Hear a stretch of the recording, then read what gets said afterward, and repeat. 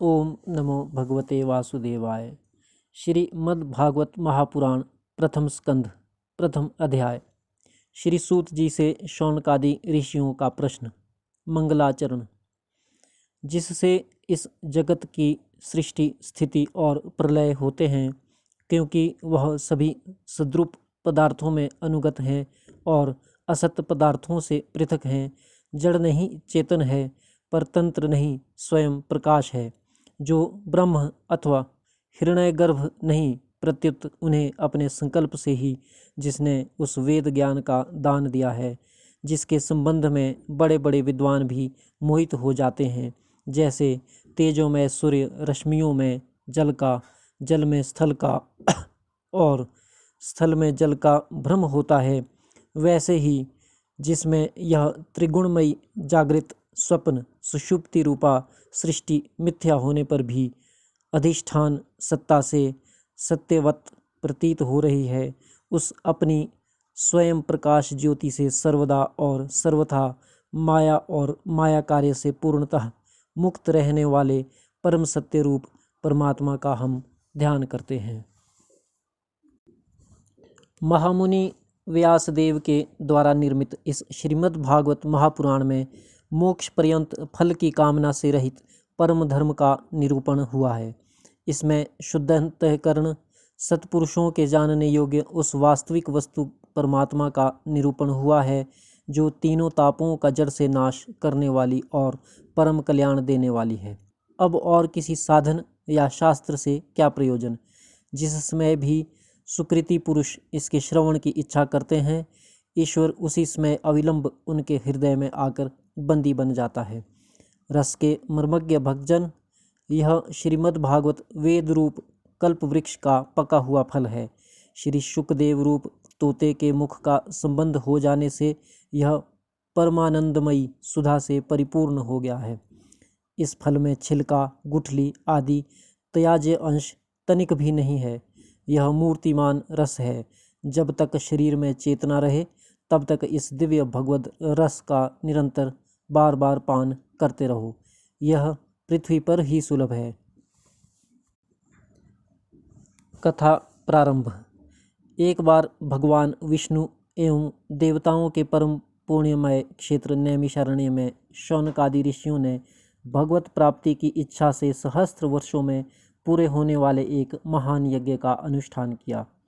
एक दिन उन लोगों ने प्रातःकाल अग्निहोत्र आदि नित्य कृत्यों से निवृत्त होकर सूत जी का पूजन किया और उन्हें ऊंचे आसन पर बैठाकर बड़े आदर से यह प्रश्न किया। ऋषियों ने कहा, सूत जी, आप निष्पाप हैं। आपने समस्त इतिहास, पुराण और धर्मशास्त्रों का विधि पूर्वक अध्ययन किया है तथा उनकी भली भांति व्याख्या भी की है। वेद वेत्ताओं में श्रेष्ठ भगवान बादरायण ने एवं भगवान के सगुण निर्गुण रूप को जानने वाले दूसरे मुनियों ने जो कुछ जाना है, उन्हें जिन विषयों का ज्ञान है, वह सब आप वास्तविक रूप में जानते हैं। आपका हृदय बड़ा ही सरल और शुद्ध है। इसी से आप उनकी कृपा और अनुग्रह के पात्र हुए हैं। गुरुजन अपने प्रेमी शिष्य को गुप्त से गुप्त बात भी बता दिया करते हैं। आयुष्मान, आप कृपा करके यह बतलाइए कि उन सब शास्त्रों, पुराणों और गुरुजनों के उपदेशों में कलियुगी जीवों के परम कल्याण का सहज साधन आपने क्या निश्चय किया है। आप संत समाज के भूषण हैं। इस कलयुग में प्राय लोगों की आयु कम हो गई है। साधन करने में लोगों की रुचि और प्रवृत्ति भी नहीं है। लोग आलसी हो गए हैं। उनका भाग्य तो मंद है ही, समझ भी थोड़ी है। इसके साथ ही वे नाना प्रकार की विघ्न बाधाओं से घिरे हुए भी रहते हैं। शास्त्र भी बहुत से हैं, परंतु उनमें एक निश्चित साधन नहीं। अनेक प्रकार के कर्मों का वर्णन है। साथ ही वे इतने बड़े हैं कि उनका एक अंश सुनना भी कठिन है। आप परोपकारी हैं। अपनी बुद्धि से उनका सार निकालकर प्राणियों के परम कल्याण के लिए हम श्रद्धालुओं को सुनाइए, जिससे हमारे अंतःकरण को शुद्धि प्राप्त हो। प्यारे सूत जी, आपका कल्याण हो। आप तो जानते ही हैं कि यदुवंशियों के रक्षक भक्तवत्सल भगवान श्री कृष्ण वसुदेव की धर्मपत्नी देवकी के गर्भ से क्या करने की इच्छा से अवतीर्ण हुए थे। हम उसे सुनना चाहते हैं। आप कृपा करके हमारे लिए उसका वर्णन कीजिए, क्योंकि भगवान का अवतार जीवों के परम कल्याण और उनकी भगवत प्रेममयी समृद्धि के लिए ही होता है। यह जीव जन्म मृत्यु के घोर चक्र में पड़ा हुआ है। इस स्थिति में भी यदि वह कभी भगवान के मंगलमय नाम का उच्चारण कर ले तो उसी क्षण उससे मुक्त हो जाए, क्योंकि स्वयं भय भी भगवान से डरता रहता है। सूत जी, परम विरक्त और परम शांत मुनिजन भगवान के श्री चरणों की शरण में रहते हैं। अतएव उनके स्पर्श मात्र से संसार के जीव तुरंत पवित्र हो जाते हैं। इधर गंगा जी के जल का बहुत दिनों तक सेवन किया जाए तब कहीं पवित्रता प्राप्त होती है। ऐसे पुण्यात्मा भक्त जिनकी लीलाओं का गान करते रहते हैं, उन भगवान का कलिमलहारी पवित्र यश भला आत्मशुद्धि की इच्छा वाला ऐसा कौन मनुष्य होगा जो श्रवण ना करे। वे लीला से ही अवतार धारण करते हैं। नारदादि महात्माओं ने उनके उदार कर्मों का गान किया है। हम श्रद्धालुओं के प्रति आप उनका वर्णन कीजिए। बुद्धिमान सूत जी, सर्वसमर्थ प्रभु अपनी योग माया से स्वच्छंद लीला करते हैं। आप उन श्री हरि की मंगलमय अवतार कथाओं का अब वर्णन कीजिए।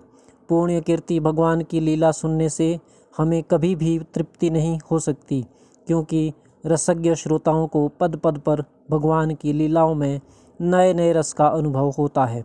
भगवान श्री कृष्ण अपने को छिपाए हुए थे।